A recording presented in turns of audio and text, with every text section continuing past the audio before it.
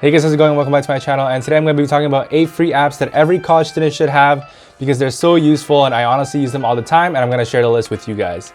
You guys should definitely watch to the end because in this video I'm going to be talking about apps that can help you with homework solutions, personal financing, convenience, or grammar, writing, and just everything in general, and you might not even be aware of the apps that I'm about to say, so be sure to watch to the end. If you guys are new to the channel, my name is Jeremy and I post college content videos, whether it's my thoughts, rants, tips, advice, questions, and I upload weekly, so go ahead and hit the subscribe button if you haven't yet. Without further ado, that's enough talking, and let's just jump right into my apps. So the first app that I use is going to be Slater. I love Slater because Slater is an essential tool to my homework solutions, and if I don't know how to do a certain homework problem or I just don't understand why, Slater is there to help me out. And now Slater is free and it's most likely available for whatever textbook you have.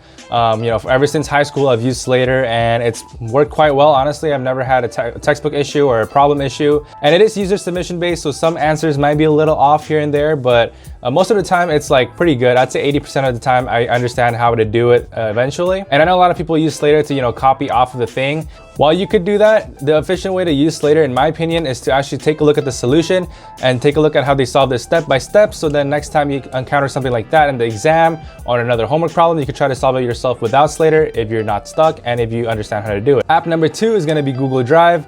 As you all know, Google Drive is a no-brainer. Every student should have it. And again, this is kind of subjective depending on what you use to word process. There's also like Word and Excel for mobile phones as well. So if you guys like Word better, you guys could go ahead and download Word.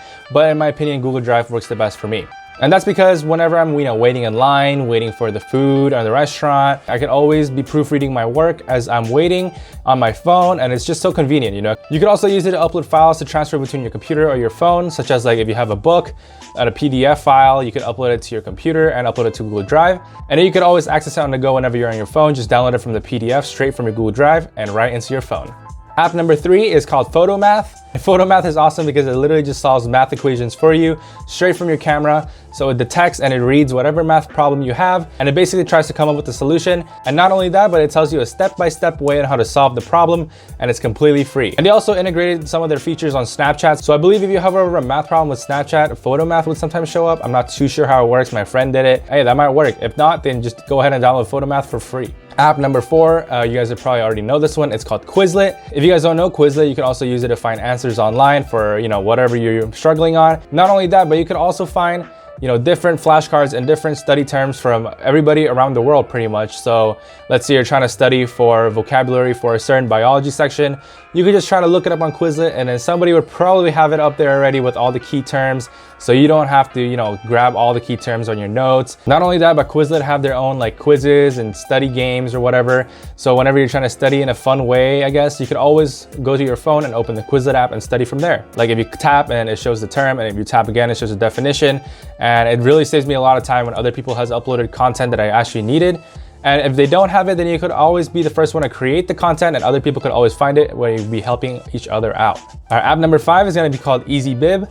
If you guys don't know what Easybib is, it's basically MLA formatting or just some kind of formatting for your, bibliography in the end. And it honestly saves so much time for me. Like back then I had to manually format my stuff, like, author's last name, author's first name, title, edition, published date, whatever, right? But now with easybib.com or whatever the Easybib phone application they have, all you have to do is just plug in the information of the, the article title, the article author, and whatever. And then honestly, it just compiles it into one citation where you could just easily copy it and paste it into your bibliography. You could definitely cite books, a website, movies, articles, anything, you name it. And you could definitely cite it on easybib.com. App number 6, I'm gonna say, is Dictionarycom. It's such a little nice dictionary on your phone because it gives you kind of like a word of the day type of thing where you could learn new words every day. I'm honestly not a big fan of like learning new words every day because I usually tend to forget. It also has a thesaurus where I could also find synonyms when I'm, getting bored of a certain word I'm using. Because, in my videos, I'm always like repeating some of certain words and I'm like, man, maybe I need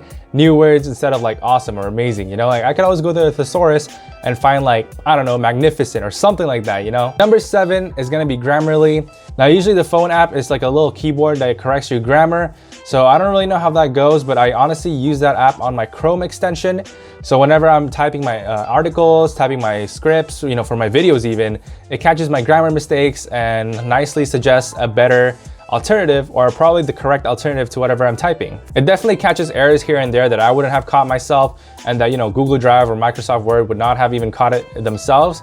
So Grammarly is definitely awesome, and it catches those errors, like those nitpicky errors. But you know what? Those little things matter if you're in college, you know, like maybe your professor is looking for something better than just an average written essay. So use Grammarly to always proofread and check your essays before you submit them in. And last but not least is gonna be number 8, which is my last and final app of this video. And honestly, this app has made me aware of whatever I'm spending on my day-to-day basis. So this app is called Mint, and it's made by Intuit, you know, the people who make TurboTax and whatever. And honestly, it is super, super useful. You could connect it to your bank account, whether you have Bank of America, Wells Fargo, Chase, whatever, and it takes a look at your spending records, right? So it knows your history, it knows what you've been buying, so don't be buying like weird stuff, you know, because Mint finds out. It finds out like books, it finds out food, whatever you spend, utilities, bills, Spotify, Netflix, whatever subscriptions you're having, and it just keeps them in categories, so they're really, really nice and really, really neat for you to take a look. You can always look at your past purchases on like restaurants and then just take a look and see how much you've been spending on these restaurants, and then you're like, oh, maybe I'm spending a little too much, I should, you know, limit myself. Then you could easily do so, and you could easily find out what you've been spending on with Mint. And honestly guys, those are the 8 free apps for college students that I have for you guys today. If you guys enjoyed the list, don't forget to hit the like and hit the subscribe button if you haven't yet. And you know what? Comment down below on one of your favorite apps that saves you and gets you through college. And I might even find it helpful, and so will the other people who are watching this video. And that's all I have to say for today, guys, and I'll see you guys next week. Bye, guys.